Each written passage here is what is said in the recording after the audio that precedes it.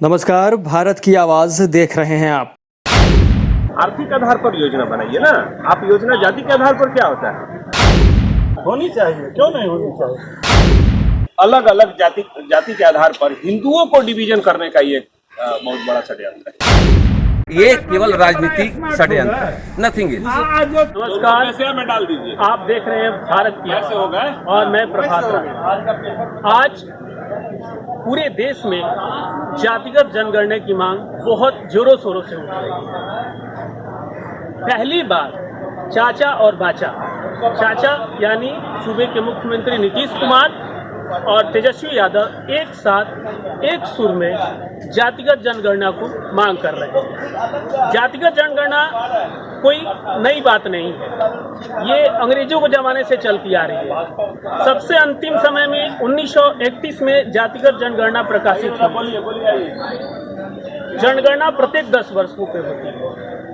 1941 में भी जनगणना हुई, लेकिन उसका प्रकाशन नहीं हुआ। उसके बाद से सरकार केवल अनुसूचित जाति और अनुसूचित जनजातीय का आंकड़ा लेती है, प्रकाशित करती है। राजनाथ सिंह पिछली बार भी सरकार में थे तो उन्होंने भी मांग की थी, और सरकार के मंत्री अठावले जी भी प्रधानमंत्री को पत्र लिखकर मांग कर रहे हैं ताकि जातिगत जनगणना प्रकाशित की जाए या जातिगत जनगणना हो। तो चलते हैं लोगों के बीच में, उनका क्या व्यू है, क्या उनका दृष्टिकोण है इस जातिगत जनगणना को लेकर। सरकार जाति आधारित जनगणना की मांग करती है, इसके पीछे आपका क्या नजर? एकदम गलत है, ये होना ही नहीं चाहिए, बकवास है। इतने सारे लोग बैठे हैं। सबसे पहली बात ये बने, जातीय जनगणना की बात, आप जो विभेद खत्म हो रहा है उसको फिर से तुम दोबारा कर रहे हो। आपको करना चाहिए, इसके लिए क्यों कर रहे हो कि वो दबा कुचला है, किस जात में कितने लोग बचे हैं, कितने लोग दबे कुचले हैं, उसको ऊपर उठाने के लिए। 70 साल में आपको यार अभी तक पता नहीं चला कौन गरीब है। अगर किसी नीचे ही जात में, जिसको आप कहे कि वो आदिवासी अनुसूचित जाति ये सब लोग के हैं, जाति के लोग हैं, तो वो लोग अब तो अपलिफ्ट जितने लोग हो गए उसको तो छांटो उससे। जिन लोगों को जरूरत है उन लोगों को आप दो, उन लोगों को इसमें लो। आर्थिक जनगणना को में कितने सवाल हैं, जातीय जनगणना को उसको डिवाइड करना। तो ये मतलब ये कैसा एक ये निवेश है कि जो सरकार में जाती है तो इसको डिनाई करने लगती है। जैसे बीजेपी जब विपक्ष में थी तो वो जातिगत जनगणना की मांग कर रही थी, अब वो पक्ष में गई है तो इसको वो दबाना चाहती है। क्यों? यही कारण है कि वो अपना वोट की राजनीति, वो लोग थोड़ी देख रहे हैं। अब आरक्षण मिल रहा है तो आरक्षण में आप देखते होंगे कि अपने ही परिवार के सारे MP MLA राज्यसभा विधान परिषद सब अपने ही परिवार के लोग बनते हैं। जातिगत जनगणना की मांग हो रही है, क्या जातिगत जनगणना होनी चाहिए या नहीं? हाँ, यस, होनी चाहिए, क्यों नहीं होनी चाहिए। आपकी वस्तु स्थिति क्या है वो तो पता चलना चाहिए ना। समाज में सबका समान प्रोपोर्शनल आधार पर रिप्रेजेंटेशन होना चाहिए, क्यों नहीं होनी चाहिए। इसमें क्या दिक्कत है? कोई दिक्कत नहीं है। अगर आप कह रहे हैं कि जातिगत जनगणना होनी चाहिए, हाँ, अगर आपका आधार बढ़ा, हाँ, OBC कैटेगरी का आधार बढ़ा, हाँ, तो जो जातियां अभी भी SC ST जैसे जो दबी जातियां हैं, हाँ, क्योंकि जिनका जितना पॉपुलेशन उनका बड़ा उतना बढ़ाया आधार जाना होता चाहिए, है। बढ़ाया तो जाना जो चाहिए, बढ़ा कोई है वो दिक्कत है। अगर घट गया तो मानेंगे क्या?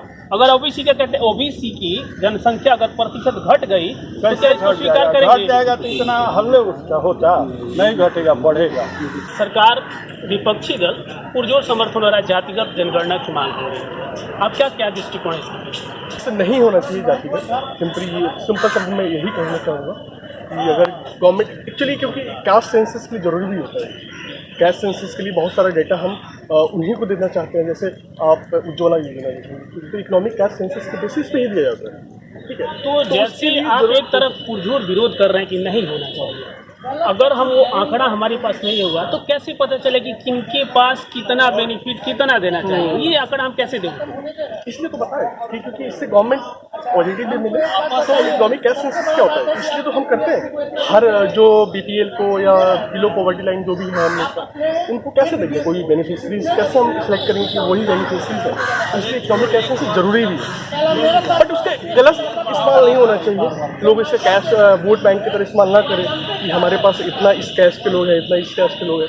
तो मुझे लगता है कि एक अच्छे से इस्तेमाल करें। इसलिए जातीय जनगणना से आपसी द्वेष मतभेद भी बढ़ेगा और सिर्फ पॉलिटिकल स्टैंड है, जो कि ये लोग राजनीतिक रूप से जातीय जनगणना करवा रहा है। मैंने बात उठ रही है जिससे कि राजनीति लाभ के लिए अपना अपना लोग सोच रहे हैं। इससे मैंने कि आम पब्लिक के हित कहीं कुछ नहीं मिलेगा।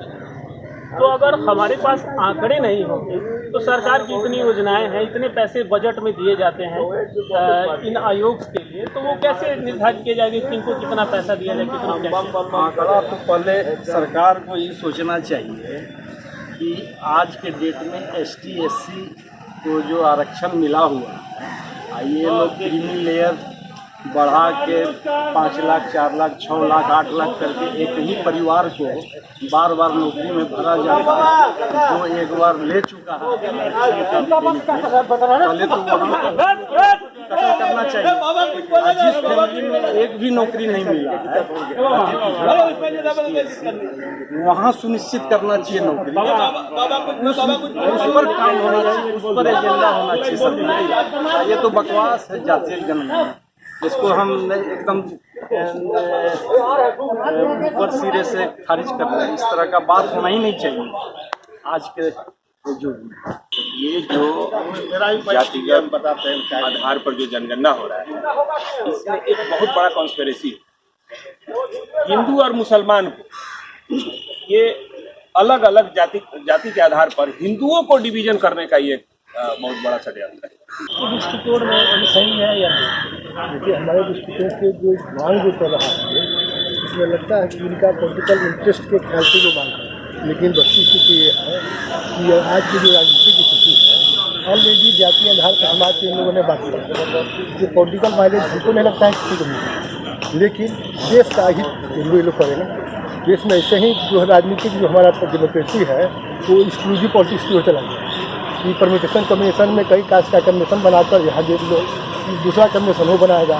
इस तरह से होगा क्या कि कुछ खास जाति विशेष का कम्बिनेशन बनाकर सत्ता पर काबिज हो जाएंगे, बहुत से जाति एक्सक्लूसिव हो जाए।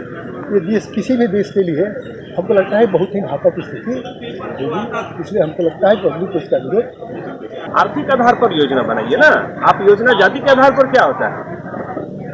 आज आरक्षण इतना दिया हुआ है, उसके बावजूद भी, आरक्षण के बावजूद भी लोग गरीब हैं।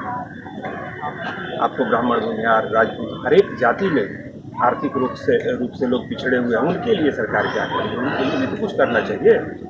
उनके लिए कोई योजनाएं नहीं है। जो योजनाएं हैं वो सरकार से पब्लिक तक पहुंच नहीं पा रही है। इसलिए जो भी अभी जनगणना का आधार होना चाहिए तो उसको जातिगत छोड़ करके आर्थिक आधार पर करना चाहिए। तो मतलब ये अगर विपक्षी दल अगर सरकार से मांग कर रही है तो ये गलत है, ये गलत है, नहीं होना चाहिए। इनके पीछे उनका क्या दृष्टिकोण हो सकता है? क्यों वो मांग रहे जाति का जनगणना? वो अपने प्रतिनिधित्व को बढ़ाने के लिए, और तो कुछ बात है नहीं। सारे नेता अपना रोटी सेक रहे हैं, सभी लोग एक जाति विशेष पर अपना आधारित होकर और अपना रोटी सेकेंगे जीवन भर। आपको एक चीज मालूम है कि बिहार की जनसंख्या कितना है? That's enough। आप ये सब चीज को उठाकर क्या चाहते हैं? और जातिवाद को और उसको प्रज्वलित कर रहे हैं, उसमें आग लगा रहे हैं। ये केवल राजनीतिक षड्यंत्र है, नथिंग इज। जनगणना का मतलब आपको ये मालूम हो जाना चाहिए कि बिहार की संख्या क्या है, हम सबका सेवा कैसे कर सकते हैं, इसका अपना सोच होना चाहिए। जितने भी लोग राजनीति के विशेषज्ञ हैं वो लोग इस सब में नहीं लगे हुए हैं। वो ये सोचते हैं कि जाति को फिर से विस्फोटक बनाया जाए, जातियों में ही लोगों को बांट कर उसी में लड़ाया जाए, फिर वहीं आर्थिक स्थिति खराब होगी और जो ही देश, जो ही राज्य आपका उत्थान कर रहा है उसमें पतन आएगा। अगर आपको हमारा ये वीडियो अच्छा लगा है तो प्लीज़ लाइक, शेयर और सब्सक्राइब करना ना भूलें।